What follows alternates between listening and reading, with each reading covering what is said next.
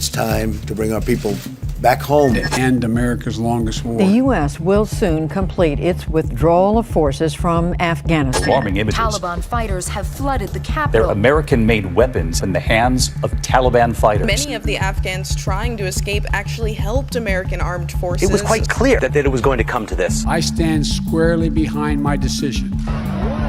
After 20 years, there was never a good time to withdraw U.S. forces. People are glued to their TV screens. It's chaotic. It is a mess. But to really understand how we got here, we have to go back to the beginning. So for many Americans, Afghanistan is the good war. My name is Azmat Khan, and I'm an investigative reporter. They see the war in Iraq as the one that was unjustified, going after something that didn't exist, these weapons of mass destruction, and they see Afghanistan as the place that was shortchanged because of Iraq. Michael McKinley. I was ambassador in Afghanistan. The decision to invade Afghanistan was directly related to the attacks on 9/11. Osama bin Laden publicly declared war on the U.S. He openly bragged about his direct involvement in planning 9/11. Osama bin Laden was in Afghanistan. On my orders, the United States military has begun strikes. But once the bombing began, and in the lead up to it, it was no longer just about we want to have bin Laden. It was about the Taliban state. The plight of women and children in Afghanistan is a matter of deliberate human cruelty. The fight against terrorism is also a fight for the rights and dignity of women. There were actually offers to turn over bin Laden by the Taliban, and the United States refused. They wanted a surrender directly to the United States. Now, shortly after the bombing campaign started, the Taliban fell fairly quickly.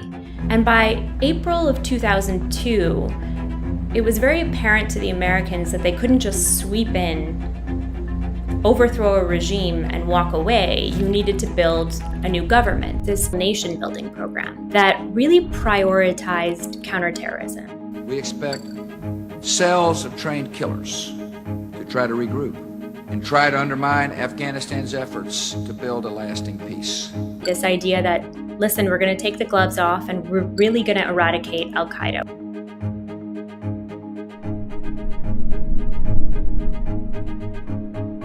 Good evening. Tonight, I can report to the American people and to the world that the United States has conducted an operation that killed Osama bin Laden, the leader of al-Qaeda, and a terrorist who's responsible for the murder of thousands of innocent men, women, and children. The decrease in troop presence really dates from 2011. There was a sense that overall the threat of a terrorist attack against the United States from Afghanistan was greatly diminished. Part of what American forces in Afghanistan were doing became providing more formalized training, building up equipment, providing intelligence support, eventually providing air support. Afghan soldiers were supported by U.S. aircraft that would fire on insurgents. Really, it was just air power that allowed the Afghan government to retain this tenuous hold in places where they weren't necessarily very popular. The Afghan security forces weren't evolving quite in the manner that was anticipated. At the same time, you also saw billions of dollars in reconstruction money just pouring into a country without the kind of infrastructure to really handle that kind of money. That means building health clinics. It means building schools, bridges, roads. And more than that, that kind of reconstruction money, coupled with America's counterterrorism goals, was really like a toxic mix, partnering with very corrupt warlords or local strongmen who, in exchange for allowing you to build a school on this land, you would give us the contract for the health clinic right next door. I had US soldiers tell me things like, yeah, he was a warlord, but he was our warlord. Most media coverage from Afghanistan that Americans might hear often comes from urban cities, particularly Kabul. Into Kabul. From Kabul, Afghanistan. In the Afghan capital, Kabul. But across the rural countryside, support for the Taliban gained ground because of this massive campaign of airstrikes, of bombings, much of which have had high civilian death tolls. The Taliban had been defeated, and yet the American presence in Afghanistan brought them back from the dead. In the 2013-2014 period, the Taliban began to regain its footing. It was clear that every year they were making some advances, and they were operating primarily in rural and depopulated areas. U.S. intelligence was either incredibly misrepresented or incredibly flawed. There was this growing concern, for example, with what is commonly called ghost soldiers. How many soldiers were actually on the rolls? Was it 330,000, or was it several tens of thousands lower than that? And the real issue related to whether soldiers felt they were fighting for a government that represented them.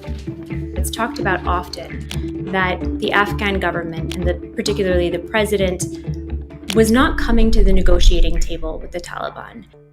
President Trump ordering a drawdown of troops. All U.S. troops should leave Afghanistan by the end of the year. A very unpopular war here in the United States. President Joe Biden has decided the United States has seen enough of the war in Afghanistan.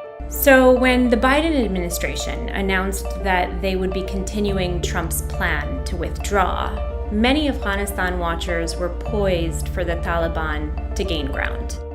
The United States, which has been providing air power to Afghan forces, now all of a sudden, that's no longer going to be something that Afghan forces can rely on. We saw them sweep through districts in places that were more rural, and we saw an escalation of that in May of 2021. But I don't think anyone expected it to gain ground as quickly as it did.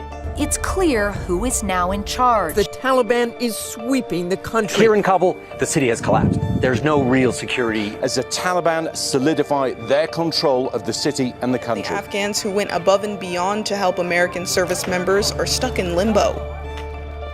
A large reason that many Afghans worked with the Americans or other foreigners was that many of them wanted a better life for their families and hoped that it would one day lead to their being able to leave.